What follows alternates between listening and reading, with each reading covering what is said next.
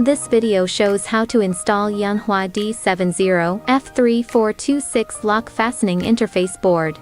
1. Push the lock fastening of the interface board to the unlock position. Find the interface board installation area on the instrument according to the visual positioning mark on the interface board.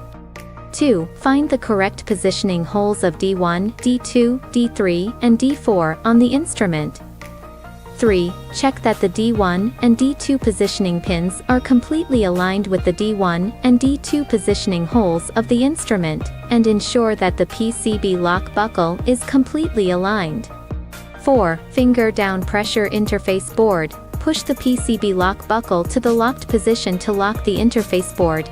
Installation is done. 5. Confirm again that the interface board D1, D2, D3, and D4 positioning pins are completely aligned with the D1, D2, D3, and D4 positioning holes of the instrument.